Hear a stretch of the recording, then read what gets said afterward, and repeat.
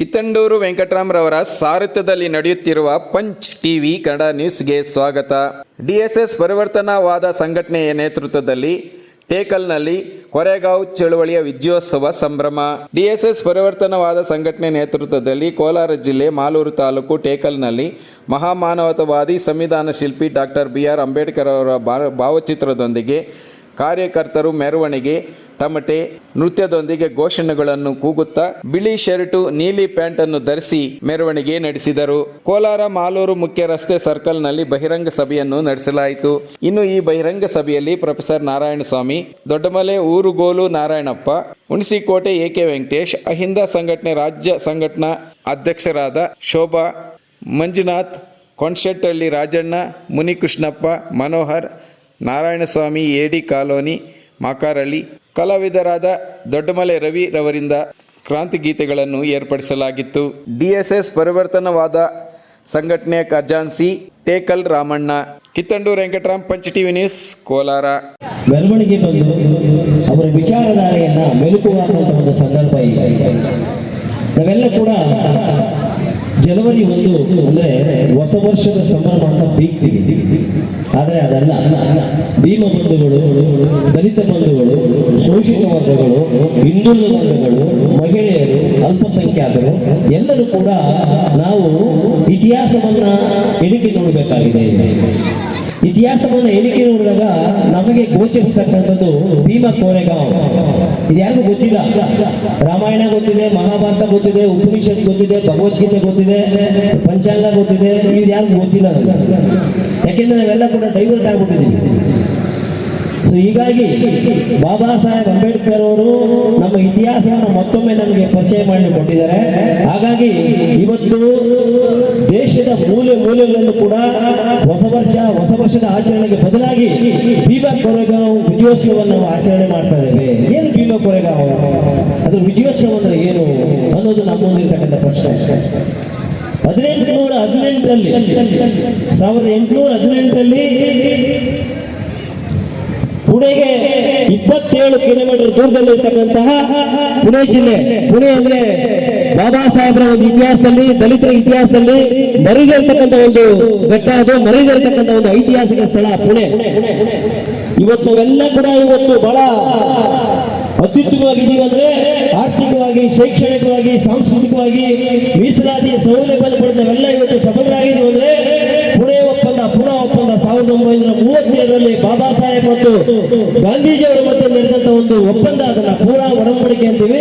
1932ರಲ್ಲಿ ಅದೇ ಪುಣೆಗೆ 27 ಕಿಲೋಮೀಟರ್ ದೂರದಲ್ಲಿ ಭೀಮ ಕೋರೆಗಾಂವ್, ಅದು ಕೂಡ ಒಂದು ಇತಿಹಾಸ ಸ್ಥಳ, ಒಂದು ಐತಿಹಾಸಿಕ ಸ್ಥಳ.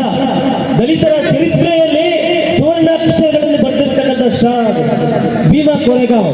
ಏನ್ ಭೀಮ ಕೋರೆಗಾಂವ್ ಘಟನೆ?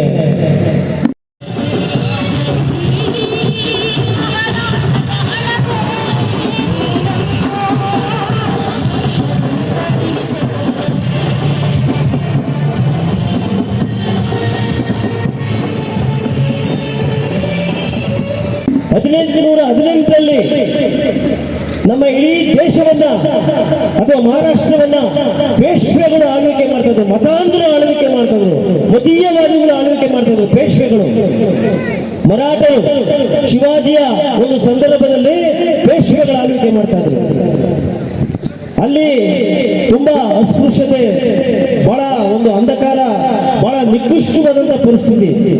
ಅಂತ ಒಂದು ಸಂದರ್ಭದಲ್ಲಿ ಪೇಶ್ವೆಗಳ ಒಂದು ಸಂದರ್ಭದಲ್ಲಿ ಮಹೇರ್ ರೆಜಿಮೆಂಟ್, ಶಿವಾಜಿ ಮಾಡ್ತಕ್ಕಂಥ ಮಹೇರ್ ರೆಜಿಮೆಂಟ್ ಅಂತ ಮಹೇರ್ನವರು ಅಂದ್ರೆ ಶೋಷಿತ ವರ್ಗಗಳ ಒಂದು ಸೈನ್ಯವನ್ನ ಕಟ್ತಾರೆ.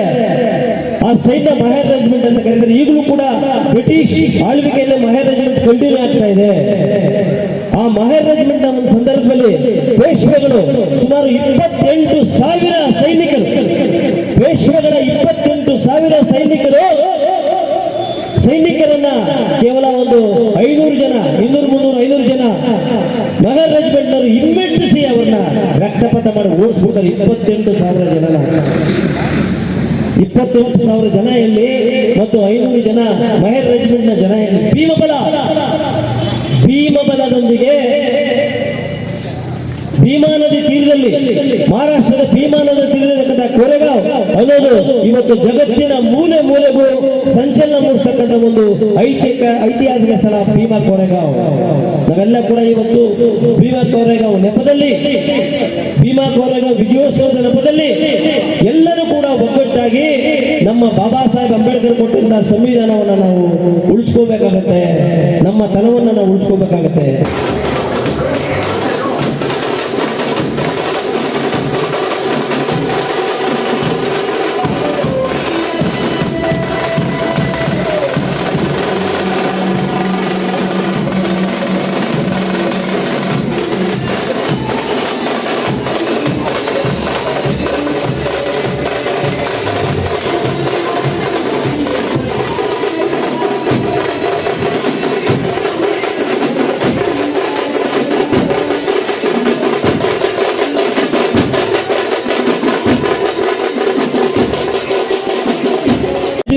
ಸಂವಿಧಾನ ಬಹಳ ವಿಪತ್ತನ್ನು ಎದುರಿಸಬೇಕಾಗತ್ತೆ. ನಾವೆಲ್ಲ ಕೂಡ ಅಪಾಯದ ಅಂಚಿಗೆ ಹೋಗ್ತಾ ಇದ್ದೀವಿ. ಮತೀಯವಾದಿಗಳು ನಮ್ಮ ದೇಶವನ್ನು ಆಳ್ತಾ ಇದ್ದಾರೆ, ಫ್ಯಾಸಿಸ್ಟ್ಗಳು ನಮ್ಮ ದೇಶವನ್ನು ಆಳ್ತಾ ಇದ್ದಾರೆ, ಸರ್ವಾಧಿಕಾರಿಯತ್ತ ನಮ್ಮ ದೇಶದ ಪ್ರಜಾಪ್ರಭುತ್ವ ಹೋಗ್ತಾ ಇದೆ. ಹಾಗಾಗಿ ನಾವೆಲ್ಲ ಎಚ್ಚೆತ್ತಿಲ್ಲ ಅಂದ್ರೆ ಪ್ರಜಾಪ್ರಭುತ್ವಕ್ಕೆ ದೊಡ್ಡ ಧಕ್ಕೆ ಆಗ್ತಾ ಇದೆ.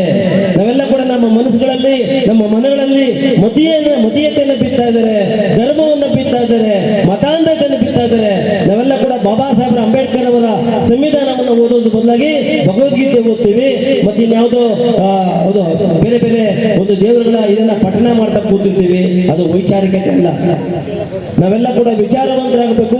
ಸುಮಾರು ಸ್ವಾತಂತ್ರ್ಯದ ಇಷ್ಟು ವರ್ಷಗಳು ಸಂಭವಿಸಿಗಳು 75 ವರ್ಷಗಳ ಸ್ವಾತಂತ್ರ್ಯ ಆದ್ರೂ ಕೂಡ ನಾವೆಲ್ಲ ಕೂಡ ಈಗಲೂ ಕೂಡ ನಾವು ಇನ್ನೂ ದಾರಿದ್ರ್ಯದ ಬದುಕನ್ನ, ಭೌತಿಕ ಬದುಕನ್ನ ನಾವು ಒಪ್ಕೊಳ್ತಲ್ಲ, ದಾರಿದ್ರ್ಯ ಬದುಕಿಗೆ ನಾವು ಮತ್ತೆ ಹೋಗ್ತಾ ಇದ್ದೀವಿ.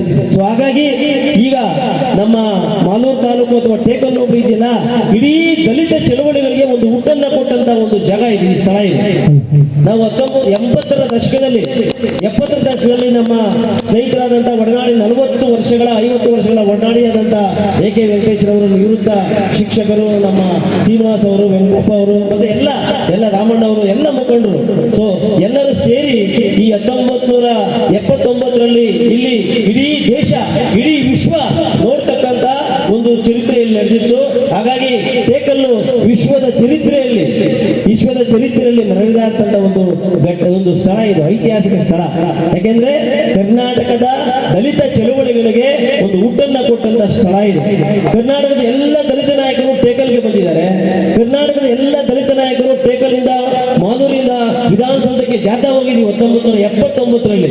ಇಲ್ಲಿ ನಡೆದಂತ ಹುಣಸಿಕೋಟೆ ಘಟನೆ ಒಂದು ಸಂಕೇತ ಅಷ್ಟೇ. It's an instant. ಹುಣಸಿಕೋಟೆ ಘಟನೆ it is an instant. In that instant ಎಲ್ಲ ನಮ್ಮ ಸೋಷಿಯಲ್ ವರ್ಗಗಳು ಒಗ್ಗಟ್ಟಾಗಿ ವಿಧಾನಸೌಧಕ್ಕೆ ಹೋಗಿದ್ದೀವಿ. ಹಾಗಾಗಿ ಅದೊಂದು ಇತಿಹಾಸವನ್ನ ನಿರ್ಮಾಣ ಮಾಡಿದ್ವಿ. ಆ ಇತಿಹಾಸ ನಿರ್ಮಾಣ ಮಗದೊಮ್ಮೆ ಆಗ್ಬೇಕಾಗುತ್ತೆ. ನಮ್ಮ ಕೋಲಾರ ಜಿಲ್ಲೆ ಮಾಲೂರು ತಾಲೂಕು ಟೇಕಲ್ ಹೋಬಳಿಯ ಮೂಲಕ ಇವತ್ತು ಮತ್ತೊಮ್ಮೆ ಇತಿಹಾಸವನ್ನು ನಾವು ಆ ಚರಿತ್ರೆಯನ್ನು ಸೃಷ್ಟಿ ಮಾಡಬೇಕು. ಆ ಸುವರ್ಣ ಚರಿತ್ರೆ ನಾವು ಮತ್ತೊಮ್ಮೆ ಸೃಷ್ಟಿ ಮಾಡಬೇಕು. ನಾವೆಲ್ಲ ವಿದ್ಯಾರ್ಥಿಗಳಾಗಿದ್ದಾಗ 9ನೇ ತರಗತಿ 10ನೇ ತರಗತಿ ಹೋಗಿ ಓದ್ತಾ ಇದ್ದಾಗ ನಾವೆಲ್ಲ ಜಾಥಾ ಜೊತೆ ಕೊಟ್ಟೋಗಿದ್ವಿ, ನಮ್ಮನ್ನ ಮರೆತುಬಿಟ್ಟು. ಈಗೆಲ್ಲ ನಾವು ಸರ್ಕಾರದ ವಿವಿಧ ಹುದ್ದೆಗಳಲ್ಲಿ, ಅತ್ಯುನ್ನತ ಹುದ್ದೆಗಳಲ್ಲಿ ನಾವು ಸೇವೆ ಮಾಡಿ ಮತ್ತೆ ನಿವೃತ್ತರಾಗಿ ದಲಿತ ಚಳವಳಿಯನ್ನು ಕಟ್ಟಲಿಕ್ಕೆ ಬಂದಿದ್ದೇವೆ. ನಾವು ಯಾರೂ ಎದುರೋದಿಲ್ಲ. ಇನ್ನು ಮುಂದಿನ ವರ್ಷಗಳಲ್ಲಿ ಕರ್ನಾಟಕ ಮತ್ತು ರಾಷ್ಟ್ರದ ಎಲ್ಲ ಹಳ್ಳಿಗಳಲ್ಲಿ ಭೀಮಾ ಕೊರೆಗಾಂವ್ ವಿಜಯೋತ್ಸವ ನಡೆಯುತ್ತೆ.